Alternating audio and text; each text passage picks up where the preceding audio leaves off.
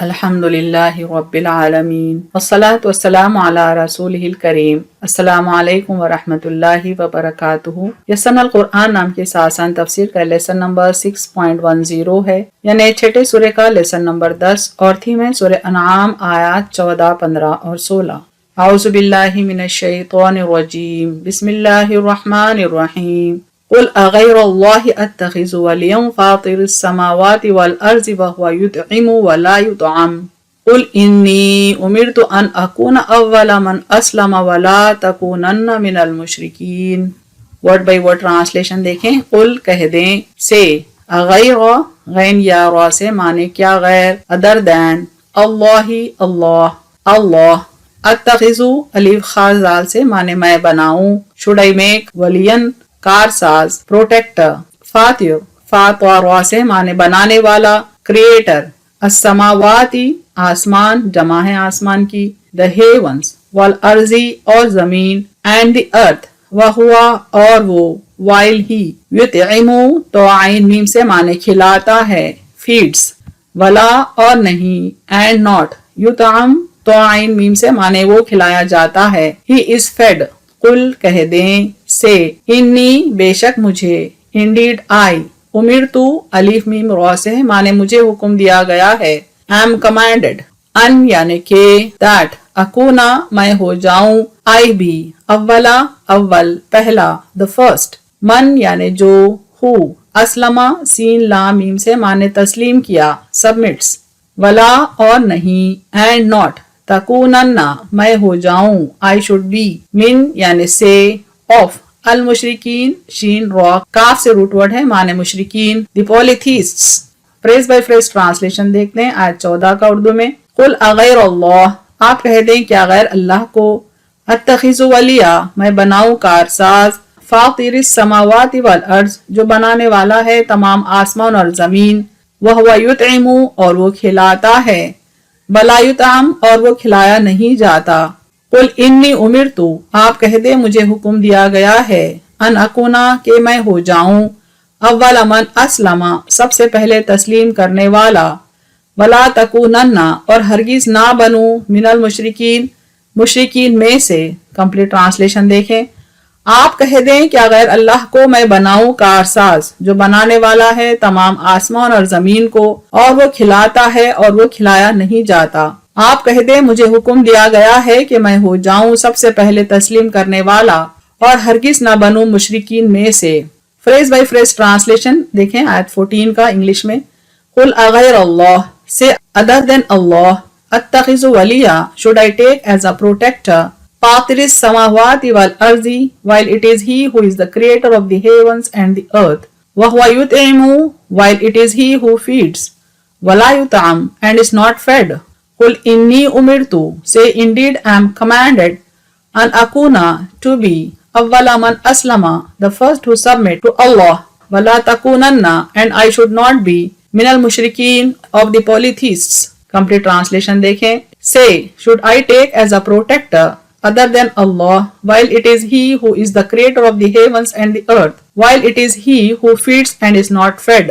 Say indeed I am commanded to be the first to submit to Allah and I should not be of the polytheists۔ آیت 15 دیکھتے ہیں۔ بسم اللہ الرحمن الرحیم۔ قل انی اخاف ان عصیت ربی عذاب یوم عظیم۔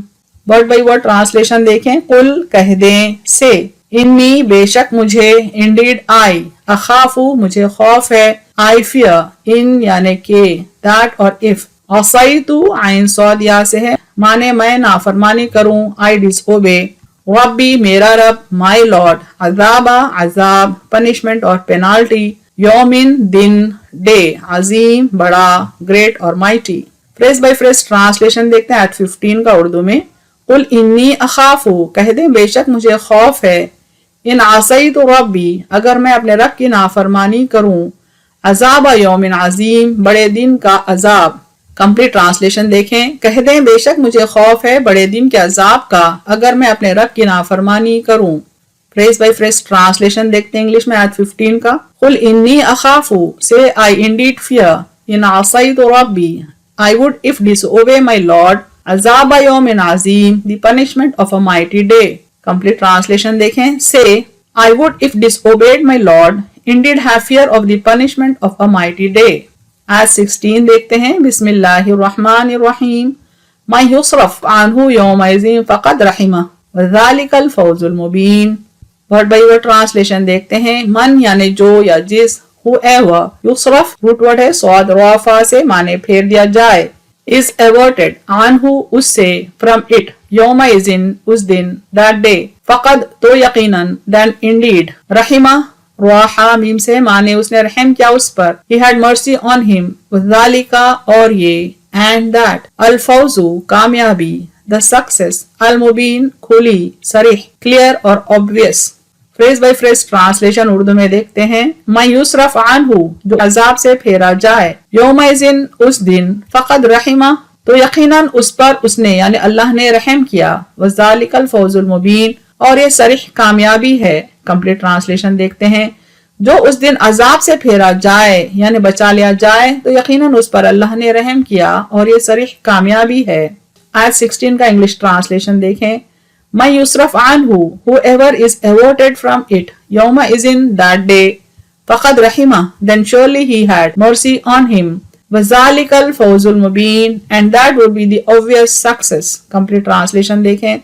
Whoever is averted from it that day, then surely he, that is Allah, had mercy on him, and that would be the obvious success. Current 3 आयत को हम पिछली आयत के साथ एक बार रिवाइज करते हैं ताकि हम इनके बीच सिलसिला समझ पाएं. और उसका है जो सुकूनत इख्तियार करता है रात में और दिन में, और वो सुनने और जानने वाला है. आप कह दें क्या गैर अल्लाह को मैं बनाऊं कारसाज जो बनाने वाला है तमाम आसमान और जमीन को, और वो खिलाता है और वो खिलाया नहीं जाता. आप कह दें मुझे हुक्म दिया गया है कि मैं हो जाऊं सबसे पहले तस्लीम करने वाला और हरगिज ना बनूं मुशरिकीन में से. कह दें बेशक मुझे खौफ है बड़े दिन के अजाब का अगर मैं अपने रब की नाफरमानी करूं. जो उस दिन अजाब से फेरा जाए तो यकीनन उस पर अल्लाह ने रहम किया और ये सरीह कामयाबी है. तफसीर आयत देखते हैं. आयत 14 पर फोकस करेंगे. सबसे पहले साबिका आयत में अल्लाह ताला ने अपनी वहदानियत के कई दलाइल बंदों के सामने सिलसिलावार रखे. अब मौजूदा आयत में उनसे सवाल किया जा रहा है कि जब तमाम कुदरतों का मालिक अल्लाह वाहिद है, जमीन और आसमान और उसके दरमियान जो कुछ है सब उसी की तख्लीक है, उसी के मातहत है, तो फिर क्या वजह है कि आप सल्लल्लाहु अलैहि वसल्लम किसी और की बंदगी इख्तियार करें या किसी और को अपना कारसाज बनाएं, जैसा कि मुशरिकीन की ख्वाहिश थी. कुल अगैरुल्लाहि अत्तखिज़ु वलिय्यन फातिरिस समावाति वल अर्ज़. आप कह दें क्या गैर अल्लाह को मैं बनाऊं कारसाज जो बनाने वाला है तमाम आसमानों और जमीन को, यानी सब कुछ जानते बूझते क्या मैं गैर अल्लाह की बंदगी करूं जबकि जमीन और तमाम आसमानों की तख्लीक करने वाला अल्लाह है. उसने जमीन और आसमानों की तख्लीक ही नहीं की बल्कि वो उनके दरमियान अरबों खरबों मखलूकात का राज़िक और पालनहार भी है. कोई जानदार अपने ऊपर अपना रिस्क लेकर नहीं घूमता. ये अल्लाह ही की जात है कि तमाम जानदारों को उनका रिस्क उन तक पहुंचा देता है. वकइम मिन दाब्बतिन ला तहमिलु रिस्क़हा अल्लाहु यर्ज़ुक़ुहा व इय्याकुम व हुवस समीउल अलीम. और बहुत से जानवर हैं जो अपना रिस्क उठाए नहीं फिरते, अल्लाह ही उन्हें और तुम्हें रिस्क देता है और वो सुनने वाला जानने वाला है. यानी अल्लाह ताला फरमाते हैं कि तमाम मखलूक को रिस्क पहुंचाने वाला अल्लाह है, रिस्क का कोई और जरिया उनके पास नहीं है. मसलन परिंदे हर दिन अपने अपने घोंसलों से भूखे निकलते हैं और अल्लाह ताला उनका शिकम यानी पेट भरकर उनके घोंसलों तक उन्हें पहुंचा देता है. हर जंगली जानवर अपने ठिकाने से भूखा प्यासा निकलता है, उसकी ग़िज़ा क्या होनी चाहिए अल्लाह जानता है और उस तक पहुंचा देता है, फिर उसका पेट भरकर उसके ठिकाने पर उसे वापस पहुंचा देता है. समंदर की मछलियां और तमाम दूसरे जानवर भी अल्लाह पर तवक्कल किए रहते हैं यानी भरोसा किए रहते हैं और तमाम को अल्लाह ताला उनकी जरूरियात के मुताबिक रिस्क पहुंचा देता है.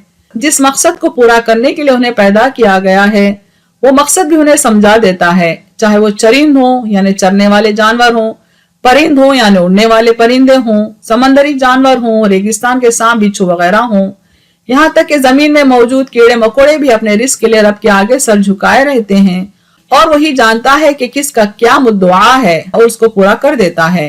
यानी किसका क्या रिक्वायरमेंट है वो अल्लाह ही जानता है, अल्लाह ही सुनता है और उसके रिक्वायरमेंट को पूरा भी कर देता है. या कोई शहद की मक्खी क्यों ना हो उसे बता देता है कि उसे घर यानी उसका फुट्टा जिसमें वो शहद जमा करती है कहाँ और कैसे बनाना है, किस तरह से फूलों का रस जमा करके उन्हें शहद में तब्दील करना है تاکہ ان کے لیے بھی اور انسانوں کے لیے بھی غذا اور دوا کا کام کرے.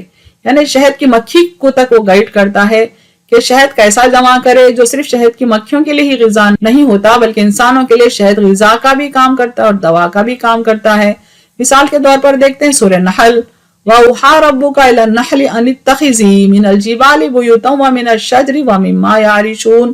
اور آپ کے رب نے شہد کی مکھی کی طرف وحی کی کہ تو پہاڑوں میں گھر بنا لے اور درختوں میں بھی اور جو لوگ عمارتیں بناتے ہیں ان میں بھی.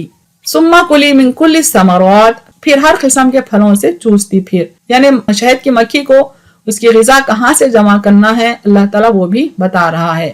تمام زمین و آسمانوں کی مخلوق میں رزق تقسیم کرنے والا وہی ہے، یہاں تک کہ انسانوں کا رزق بھی وہی مقرر کرتا ہے، کسی کا کم کسی کا زیادہ، تاکہ دنیا کا یہ کاروبار اس کے حکم کے مطابق چلتا رہے.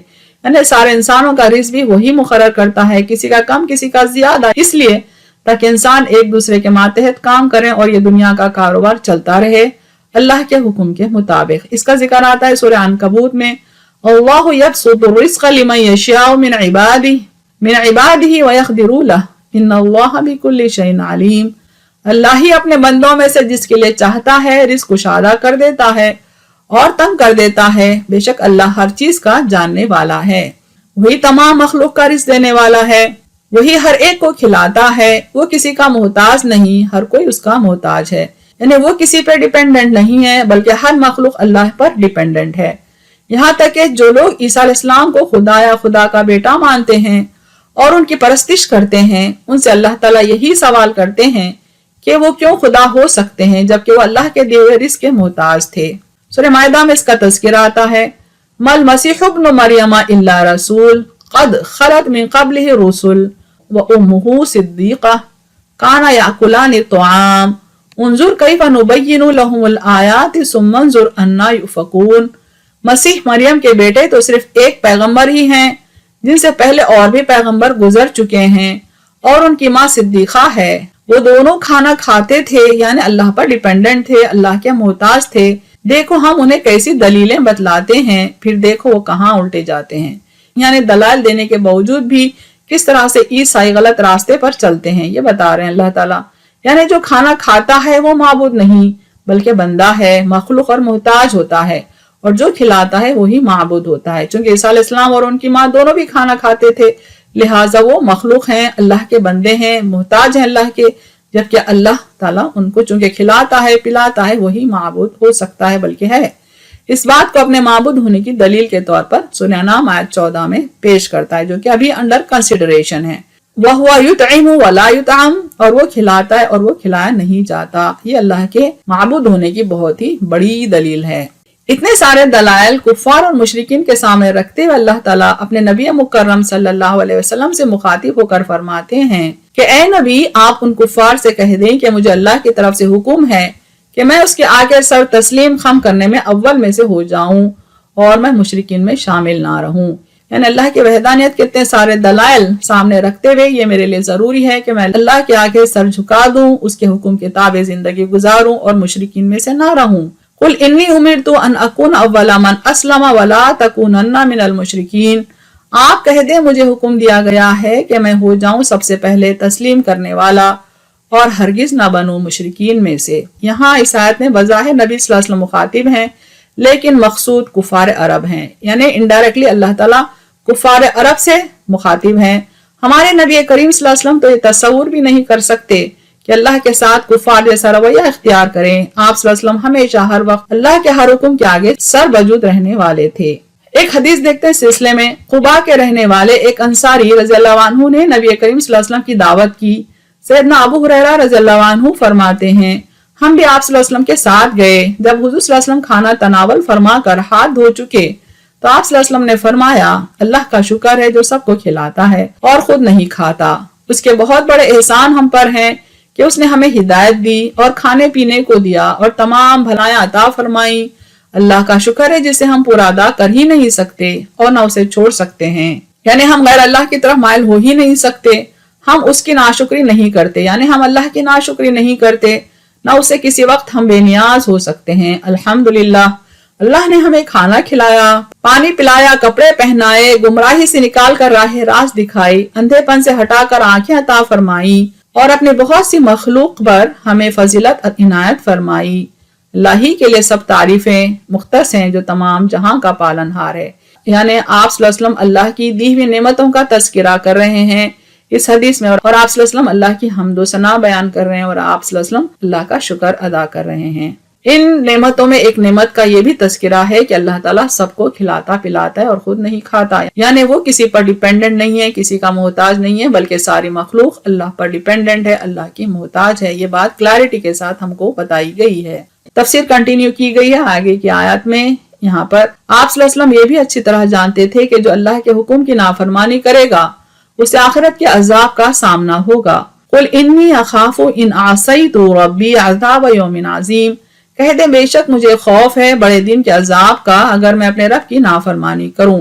دوسرے الفاظ میں اللہ تعالیٰ اپنے نبی صلی اللہ علیہ وسلم کی زبانی کفار کو وارننگ دے رہے ہیں کہ اگر وہ کافرانہ رویے سے باز نہ آئیں تو آخرت کے عذاب کا انہیں سامنا کرنا ہوگا، اور جو بندہ بھی کفر و شرک سے باز آ گیا، اللہ واحد کے آگے سربجود ہو گیا اور اپنے رب کے احکامات بجا لایا تو اللہ تعالیٰ اس پر رحم کرے گا، اس کو آخرت کے عذاب سے بری کر دے گا، اور جو آخرت کے عذاب سے بری کر دیا گیا وہ حقیقی معنوں میں فلاح پا گیا۔ یعنی اللہ تعالیٰ اس بندے پر رحم کرے گا، اس کی مغفرت فرمائے گا، اس کو عذاب سے بری کرے گا اور اپنی رضا اس کو عطا کرے گا جس نے کفر اور شرک کا راستہ رد کر دیا اور حق کے راستے کو اپنا لیا۔ جو اس دن عذاب سے پھیرا جائے تو یقیناً اس پر اللہ نے رحم کیا، اور یہ صریح کامیابی ہے، یعنی اللہ کی طرف سے عطا کردہ فلاح ہے، کامرانی ہے اس شخص کے لیے جو عذاب سے بچا لیا گیا، یعنی یہ معنی ہے اس کے کہ اللہ اس سے راضی ہے۔ اہم نکات دیکھتے ہیں اس تفسیر کے۔ سابقہ آیات میں اپنی بے شمار قدرت کی نشانیوں کا ذکر کرنے اور ان کو اپنی خدائی کے دلائل کے طور پر پیش کرنے کے بعد اللہ تعالیٰ اپنے نبی صلی اللہ علیہ وسلم کی زبانی کفار سے سوال کرتے ہیں کہ کیا کوئی اللہ کی توحید کے دلائل دیکھنے کے بعد کسی اور کو اپنا خالق و مالک مان سکتا ہے، جبکہ اس کی نشانیوں میں سے یہ بات بھی واضح ہے کہ زمین و تمام آسمانوں کا خالق و مالک وہی ہے، ان کے درمیان موجود تمام مخلوق کا رب و رزاق وہی ہے، سب اس کے محتاج ہیں، وہ کسی کا محتاج نہیں۔ لہٰذا بندوں کو چاہیے کہ اللہ کے آگے اپنا سر جھکانے میں اولین ہو جائیں اور ہرگز مشرکین میں نہ ہوں، ورنہ وہ آخرت کے سخت عذاب کا سامنا کرنے تیار ہو جائیں۔ اس عذاب سے وہی بچا لیا جائے گا جو اللہ کو کارساز بنائے اور عمل صالح کرے۔ وآخر دعوانا الحمد للہ رب العالمین۔